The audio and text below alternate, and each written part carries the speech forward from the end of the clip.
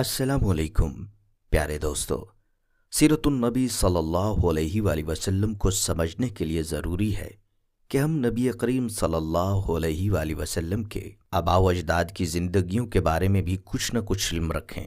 आप सल्लल्लाहु अलैहि वसल्लम के दादा कौन थे और तारीख़ में उनके अहम कारनामे क्या हैं। आप सल्लल्लाहु अलैहि वसल्लम का शजरा नसब क्या था, इस सब का हमें इल्म होना चाहिए। इसलिए दोस्तों, बिल्कुल मुख्तसर अल्फाज में आपको नबी करीम सल्लल्लाहु अलैहि वसल्लम का शजरा नसब बताते हैं और ये बताते हैं कि आप सल्लल्लाहु अलैहि वसल्लम के दादा हज़रत अब्दुल मुत्तलिब का नाम अब्दुल मुत्तलिब कैसे पड़ा और उनका असल नाम क्या था। इसके बाद बात करेंगे जमजम के कुएं के बारे में। याद रहे कि हज़रत इब्राहीम अलैहिस्सलाम के बेटे हज़रत इस्माईल अलैहिस्सलाम के 12 बेटे थे। उनकी नस्ल इस कदर हुई कि मक्का मुकरमा में न समा सकी और पूरे हिजाज में फैल गई। उनके एक बेटे केदार की औलाद में अदनान के बेटे माद और पोते का नाम नज़ार था। नज़ार के 4 बेटे थे, इनमें से एक का नाम मज़र था। मज़र की नस्ल से कुरैश बिन मालिक पैदा हुए। ये फ़हर बिन मालिक भी कहलाए। कुरैश की औलाद बहुत हुई। इनकी औलाद मुख्तलिफ कबीलों में बट गई। उनकी औलाद से कसा ने इक़्तिदार हासिल किया। कसा के आगे 3 बेटे हुए, उनमें से एक अब्दुल मनाफ थे, जिनकी अगली नस्ल में हाशिम पैदा हुए। हाशिम ने मदीना के एक सरदार की लड़की से शादी की और उनके यहाँ एक लड़का पैदा हुआ। उनका नाम शीबा रखा गया। यह पैदा हुआ ही था कि हाशिम का इंतकाल हो गया। उनके भाई मतलब मक्का के हाकिम हुए। हाशिम का बेटा मदीना मुनव्वरा में परवरिश पाता रहा।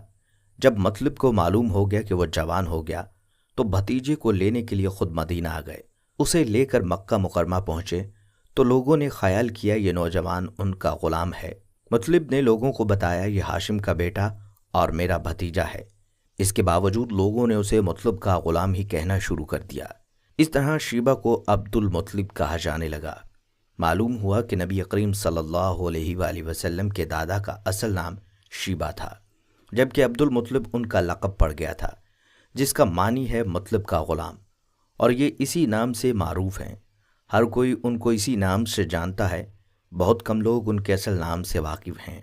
दोस्तों, इन्हीं अब्दुल मुत्तलिब के यहाँ अबू तालिब, हमज़ा, अब्बास, अब्दुल्ला, अबू लहब, हारिस, ज़ुबैर, ज़रार और अब्दुर्रहमान पैदा हुए। इनके बेटे अब्दुल्ला से हमारे नबी हज़रत मोहम्मद सल्लल्लाहु अलैहि वसल्लम पैदा हुए। अब्दुल मुत्तलिब के तमाम बेटों में हज़रत अब्दुल्ला सबसे खूबसूरत और सबसे ज़्यादा पाक दामन थे। अब्दुल मुत्तलिब को ख्वाब में जमजम का कुआं खोदने का हुक्म दिया गया, यानी हज़रत इस्माईल अलैहिस्सलाम के कुएं को। इस कुएं को कबीला जरहम के सरदार मजाज ने पाट दिया था। याद रहे कि कबीला जरहम के लोग उस ज़माना में मक्का के सरदार थे, यानी बैतुल्लाह के निगरान थे। उन्होंने बैतुल्लाह की बेहुरमती शुरू कर दी। उनका सरदार मजाज बिन उमरू था, जो अच्छा आदमी था। उसने अपने कबीले को समझाया कि बैतुल्लाह की बेहुरमती ना करो, मगर उन पर असर ना हुआ। जब मजाज ने देखा कि उन पर कोई असर नहीं होता तो कौम को उसके हाल पर छोड़कर वहाँ से जाने का फैसला किया।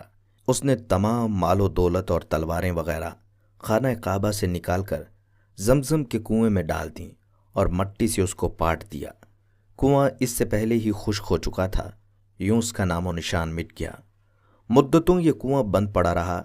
इसके बाद बनु खज़ा ने बनु जरहम को वहाँ से मार भगाया। बनु खज़ा और किस्सा की सरदारी का ज़माना इसी हालत में गुजरा। कुआं बंद रहा, यहाँ तक कि किस्सा के बाद अब्दुल मुत्तलिब का ज़माना आ गया। उन्होंने ख्वाब देखा।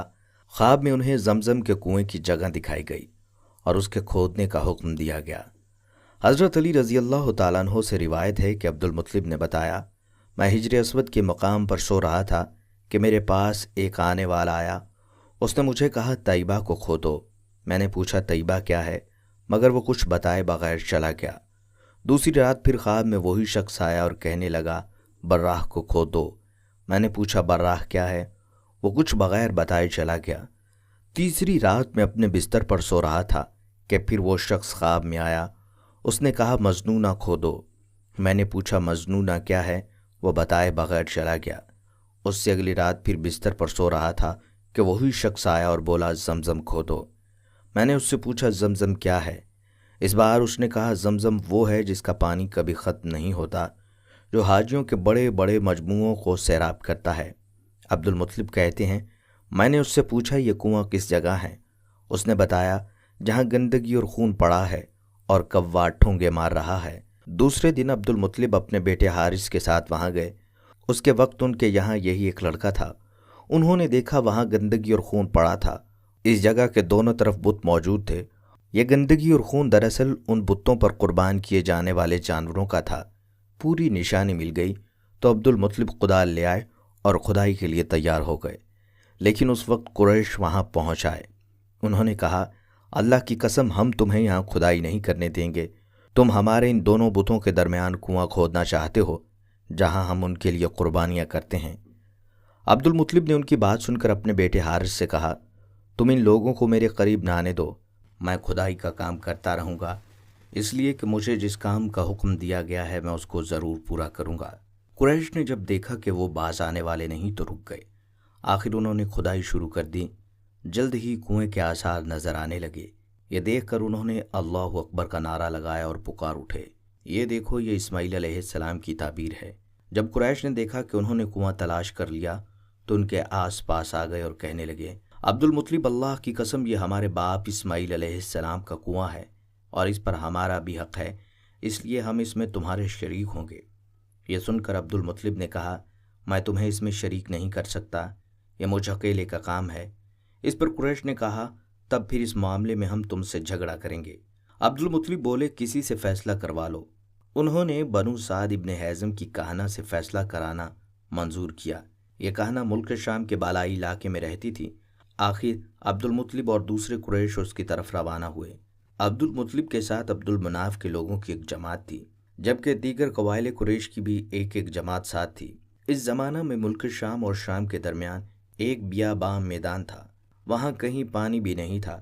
اس میدان میں ان کا پانی ختم ہو گیا، سب لوگ پیاس سے بے حال ہو گئے، یہاں تک کہ انہیں موت کا یقین ہو گیا۔ انہوں نے قریش کے دوسرے لوگوں سے پانی مانگا، لیکن انہوں نے پانی دینے سے انکار کر دیا۔ اب انہوں نے ادھر ادھر پانی تلاش کرنے کا ارادہ کیا۔ عبد المطلب اٹھ کر اپنی سواری کے پاس آئے۔ جو ہی ان کی سواری اٹھی، اس پاؤں کے نیچے سے پانی کا چشمہ اول پڑا۔ انہوں نے پانی کو دیکھ کر اللہ اکبر کا نعرہ لگایا۔ پھر عبد المطلب سواری سے اتر آئے۔ سب نے خوب سیر ہو کر پانی پیا اور اپنے اپنے مشکیزیں بھر لیے۔ اب انہوں نے قریش کی دوسری جماعت سے کہا، آؤ تم بھی سیر ہو کر پانی پی لو۔ اب وہ بھی آئے اور خوب پانی پیا۔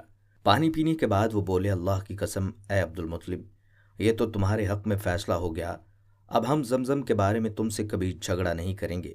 جس ذات نے تمہیں اس بیابان میں سیراب کر دیا، وہی ذات تمہیں زمزم سے بھی سیراب کر دے گی، اس لیے یہیں سے واپس چلو۔ اس طرح قریش نے جان لیا کہ اللہ تعالیٰ عبد المطلب پر مہربان ہے، لہٰذا ان سے جھگڑا بے سود ہے اور کہنا کے پاس جانے کا کوئی فائدہ نہیں۔ چنانچہ سب لوگ واپس لوٹے۔ واپس آ کر عبد المطلب نے پھر کنویں کی کھدائی شروع کی۔ ابھی تھوڑی سی کھدائی کی ہوگی کہ مال و دولت، تلواریں اور زرہیں نکل آئیں۔ اس میں سونا اور چاندی وغیرہ بھی تھے۔ یہ مال و دولت دیکھ کر قریش کے لوگوں کو لالچ نے آن گھیرا۔ انہوں نے عبد المطلب سے کہا، عبد المطلب اس میں ہمارا بھی حصہ ہے۔ ان کی یہ بات سن کر عبد المطلب نے کہا، نہیں، اس میں تمہارا کوئی حصہ نہیں ہے، تمہیں انصاف کا طریقہ اختیار کرنا چاہیے۔ آؤ 500 کے تیروں سے قرعہ ڈالتے ہیں۔ انہوں نے ایسا کرنا منظور کر لیا۔ 2 تیر کعبے کے نام سے رکھے گئے، 2 عبد المطلب کے اور 2 قریش کے باقی لوگوں کے نام سے۔ پانسا پھینکا گیا تو مال اور دولت کعبہ کے نام نکلا، تلواریں اور زرہیں عبد المطلب کے نام، اور قریشیوں کے نام کے جو تیر تھے وہ کسی چیز پر نہ نکلے۔ اس طرح فیصلہ ہو گیا۔ عبد المطلب نے کعبے کے دروازے کو سونے سے سجا دیا۔ ابن القیم جوزیہ رحمۃ اللہ علیہ کہتے ہیں، زمزم سب پانیوں کا سردار اور سب سے زیادہ شرف اور قدر والا ہے، لوگوں کے نفوس کو سب سے زیادہ اچھا اور مرغوب اور بہت ہی قیمتی ہے، جو جبرائیل علیہ السلام کے کھودے ہوئے چشمہ اور اللہ تعالیٰ کی طرف سے اسماعیل علیہ السلام کی تشنگی دور کرنے والا پانی ہے۔ ابن قیم رحمۃ اللہ علیہ بیان کرتے ہیں کہ میں اور میرے علاوہ دوسروں نے بھی زمزم پی کر تجربہ کیا کہ اس سے عجیب و قسم کی بیماریاں جاتی رہتی ہیں، اور مجھے زمزم کے ساتھ کئی ایک بیماریوں سے شفا نصیب ہوئی، اور الحمدللہ میں اس سے نجات حاصل کر چکا ہوں۔